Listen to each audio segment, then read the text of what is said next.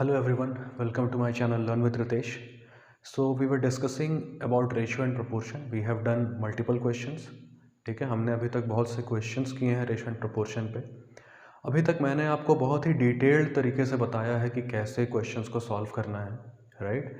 So in today's video what I will do is I will show you how to do the questions in examination hall. ठीक है, क्योंकि examination hall में हमारे पास time का limitation होता है. तो क्या हमें बातें ध्यान में रखनी चाहिए ताकि हमारे क्वेश्चन जल्दी से बने.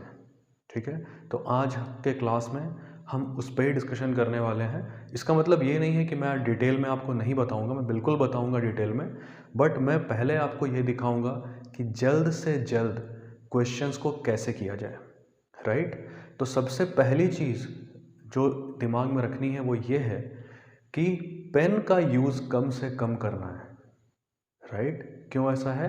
क्योंकि जब आप पेन का इस्तेमाल करते हैं तो उसमें टाइम जाता है, और जब टाइम जाता है तो आप कम क्वेश्चंस कर पाते हैं. ठीक है, जहाँ तक एप्टीट्यूड का सवाल है, without the use of pen you can solve maximum questions. Exam के जो क्वेश्चंस होते हैं वो इस तरह से डिज़ाइन किए जाते हैं कि बिना पेन उठाए आप उसमें से मैक्सिमम क्वेश्चंस कर सकते हैं. कुछ पे क्वेश्चंस ऐसे होते हैं जिसमें कि पेन का थोड़ा सा इस्तेमाल करना पड़ता है, और कुछ क्वेश्चन में थोड़ा ज़्यादा करना पड़ता है, राइट? बट बहुत से क्वेश्चन ऐसे होते हैं जो बिना पेन के इस्तेमाल से बन जाएंगे. ठीक है, तो आज हम वही देखेंगे कि कैसे हम कुछ क्वेश्चंस को विदाउट यूज़ ऑफ पेन या फिर with minimum use of pen कर सकते हैं. Okay, so let's begin. Okay, let's do the first question of the day. तो पहले मैं क्वेश्चन पढ़ूंगा, ठीक है, उसके बाद मैं बताऊंगा एग्जाम में कैसे करना है, उसके बाद मैं डिटेल एक्सप्लेनेशन भी दूंगा. ठीक है, so question is the ratio between a two digit number and the sum of the digits of that number is 4:1. If the digit at the unit place is 3 more than the tens place, then the number is. तो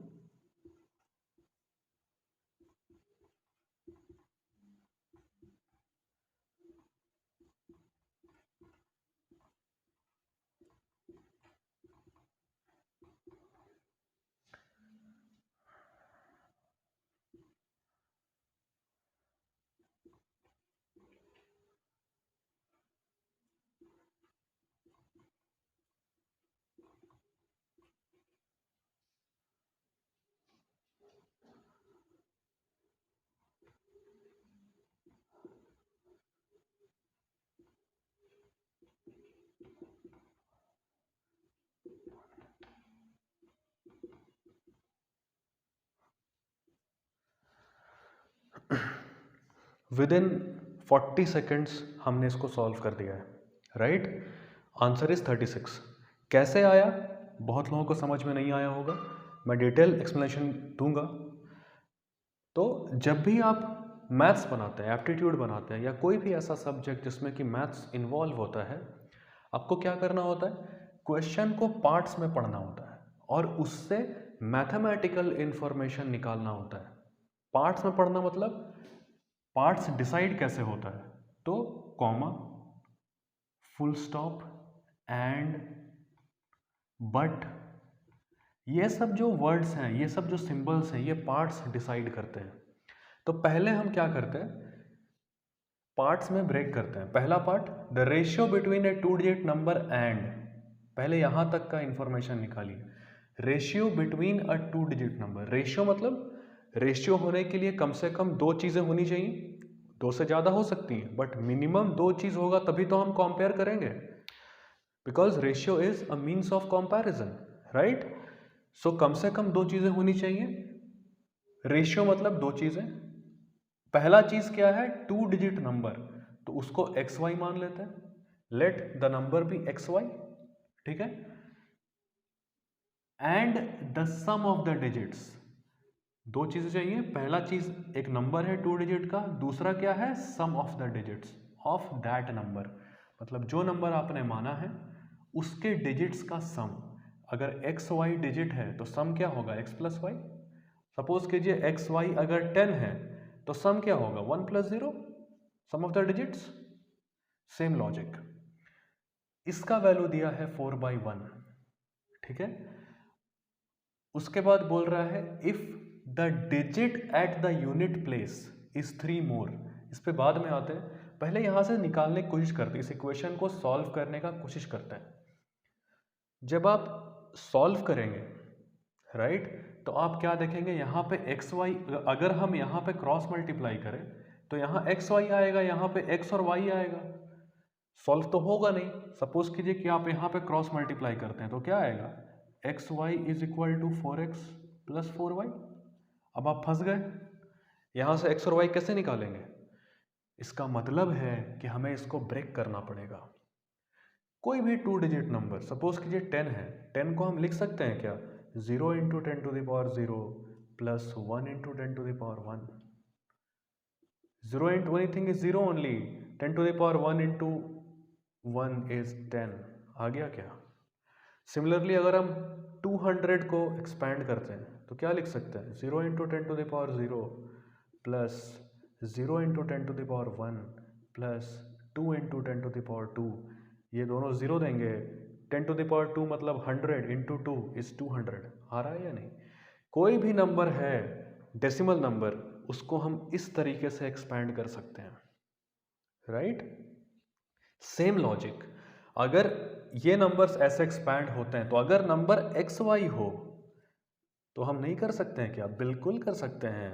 y into 10 to the power 0 plus x into 10 to the power 1। तो y into 10 to the power 0 is y, 10 to the power 1 into x is 10x। y plus 10x divided by x plus y is equal to 4/1। अब ये बन जाएगा। Cross multiply करना ये important है।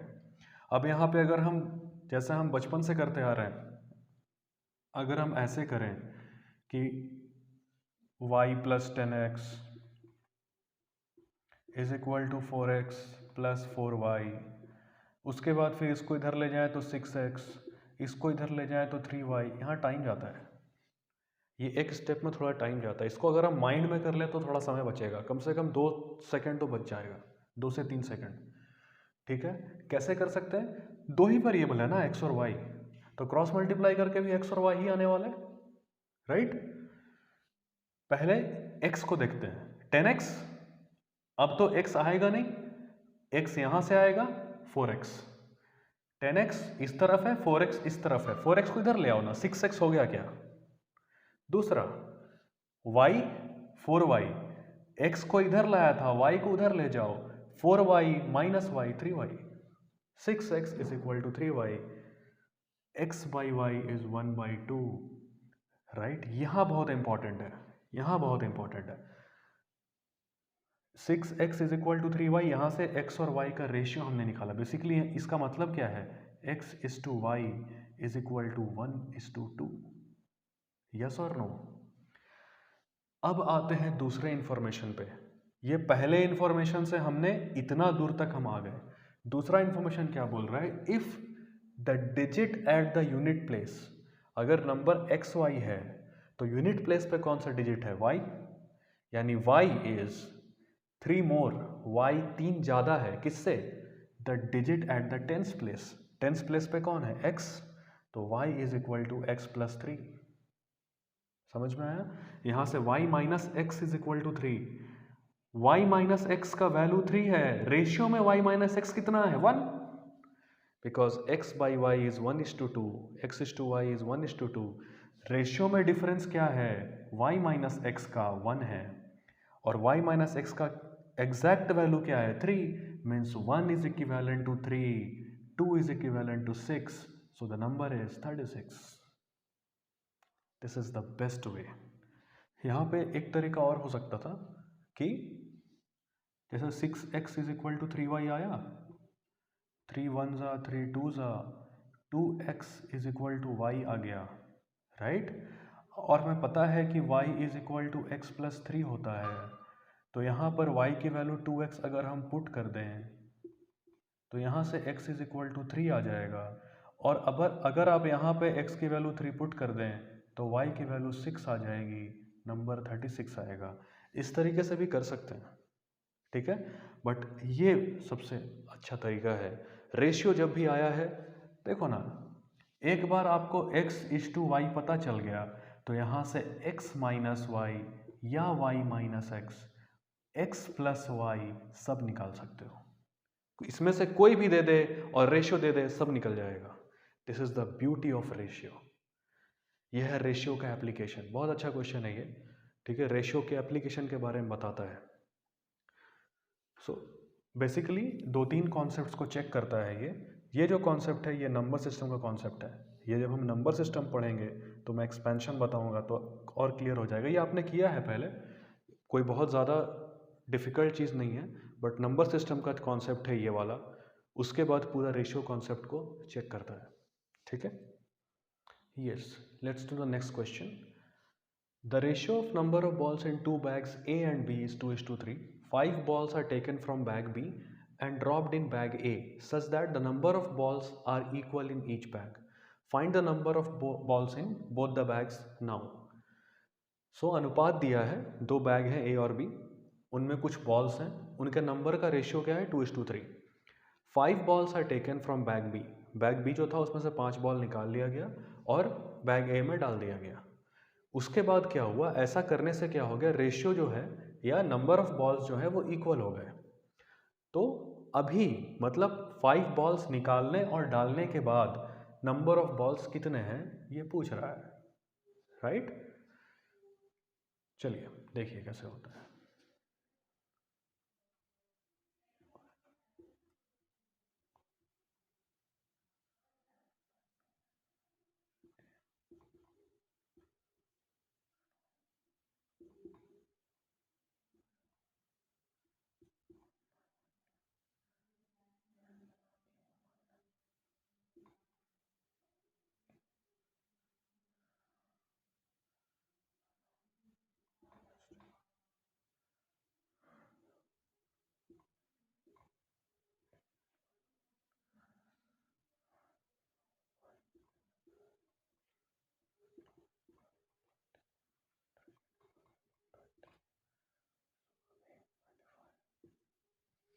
तीस second से भी कम का समय लगा और ये क्वेश्चन बन गया, राइट।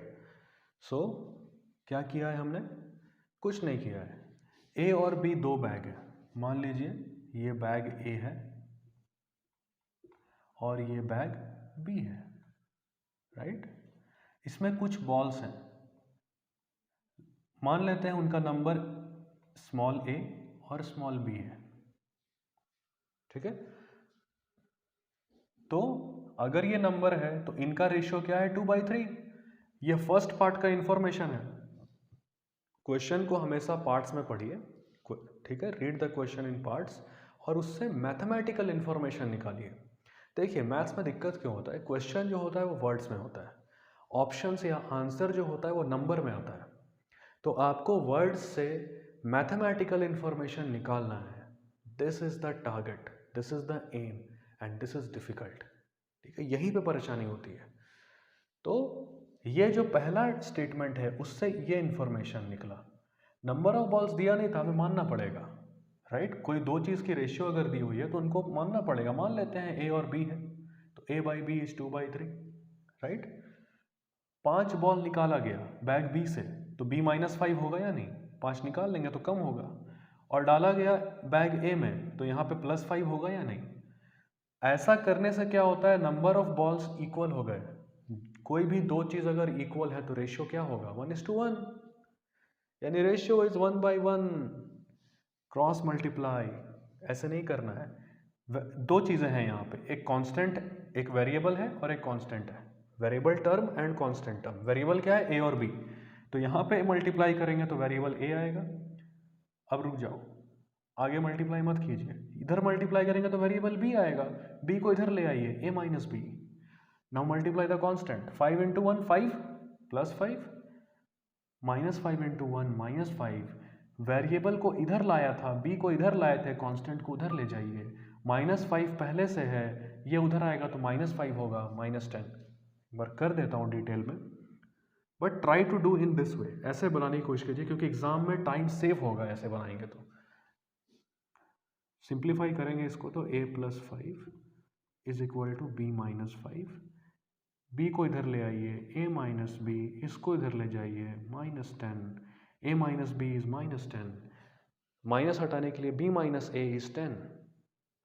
हमें a बाई बी पता है तो यहाँ से b माइनस ए निकाल सकते हैं। b minus A is 1 in ratio, ratio में b माइनस ए 1 है, एग्जैक्ट में 10 है, मतलब 1 अगर 10 है तो 2 20 है, 3 30 है, तो 2 इज 10 20 एंड 3 इज 30, बट ये एग्जैक्ट नंबर्स हैं, राइट। ओरिजिनली बैग ए में 20 बॉल्स थे, ठीक है, 2 मतलब ए है, यानी कि this is 20 and this is 30, right. Originally इतने बॉल्स थे, लेकिन हमें ओरिजिनल नहीं पूछ रहा है। अगर ओरिजिनल पूछता तो ये आंसर होता 20 एंड 30।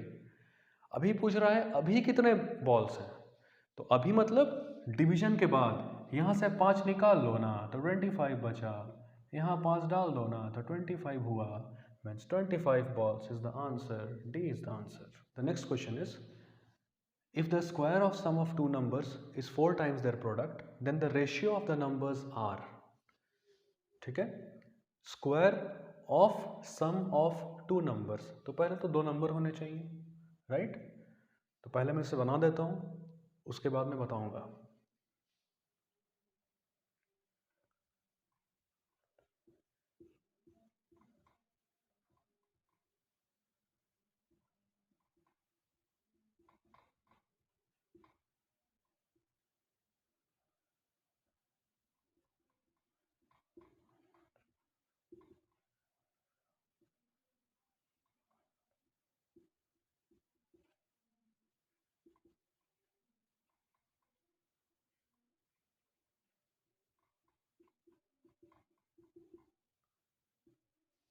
हार्डली 20 सेकेंड्स लगा क्वेश्चंस बनाने में, 20 से 30 सेकेंड में ये क्वेश्चन बन गया, राइट।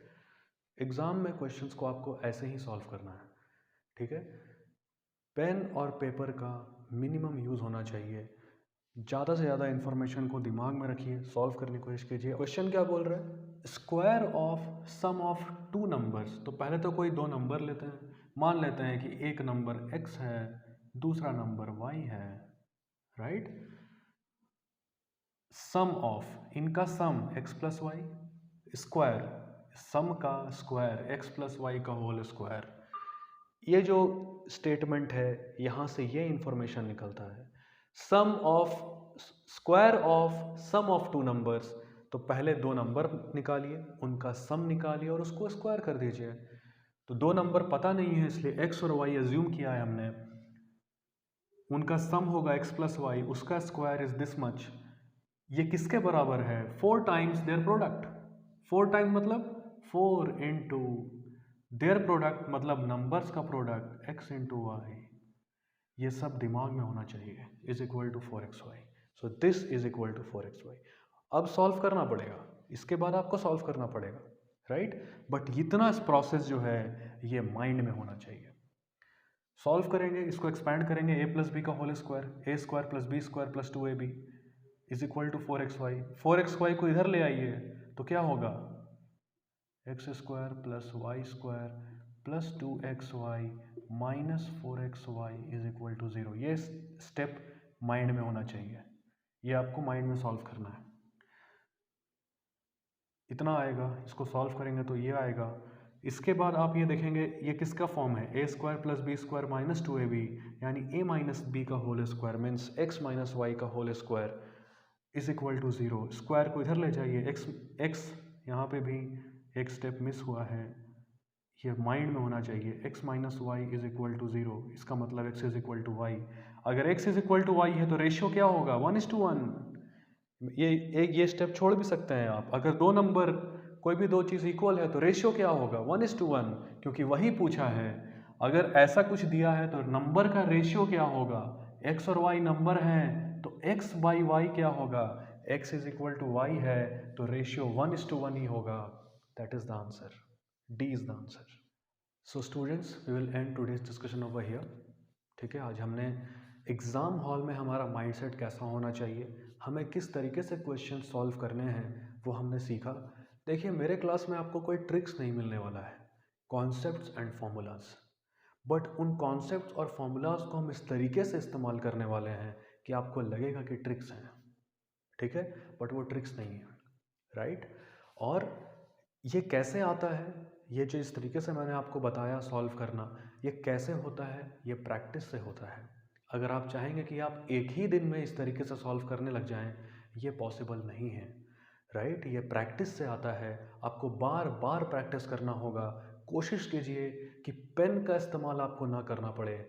जिस समय ऐसा आपकी एबिलिटी हो जाती है कि आप मैक्सिमम क्वेश्चंस में पेन का यूज़ नहीं करते हैं, माइंड से ही अगर आप सॉल्व कर पा रहे हैं, तो फिर आपका सिलेक्शन होने के चांसेस बहुत ज़्यादा बढ़ जाते हैं। और यही प्रॉपर तरीका है, ट्रिक्स व्रिक्स के चक्कर में ज़्यादा ना पड़ें, राइट। ट्रिक्स जो होते हैं वो किसी पर्टिकुलर क्वेश्चंस के लिए एप्लीकेबल होते हैं, कॉन्सेप्ट्स हमेशा एप्लीकेबल होते हैं। ट्रिक्स को याद करना पड़ता है, कॉन्सेप्ट्स अपने आप याद हो जाते हैं, right. So this is the beauty of concepts. Concepts आते कहाँ से हैं? थ्योरी से आते हैं और फॉर्मूला से आते हैं। कॉन्सेप्ट्स और कुछ नहीं होता है, थ्योरी का प्रॉपर अंडरस्टैंडिंग, फॉर्मूला का प्रॉपर एप्लीकेशन, यही तो कॉन्सेप्ट है, यही तो एप्टीट्यूड है, और इसी को एग्ज़ाम में चेक किया जाता है, राइट। मुझे ऐसा फील होता है, मैं ऐसी उम्मीद करता हूँ कि आपको इस वीडियो लेक्चर से और इस पूरे सीरीज़ से काफ़ी ज़्यादा कुछ सीखने को मिला होगा, राइट। और इसी तरीके से मैं आगे भी वीडियोस लाता रहूँगा। आगे भी और भी चैप्टर्स हैं, रेशियो का बहुत ज़्यादा एप्लीकेशन है, हम उसके बारे में डिस्कस करने वाले हैं, ठीक है। और एग्ज़ाम में कैसे आपको सॉल्व करना है एंड डिटेल्ड एक्सप्लेनेशन मैं दोनों ही आपको दूंगा, ताकि आपको कोई प्रॉब्लम ना हो, ठीक है। Thank you very much for your time and patience. Have a good day. Bye.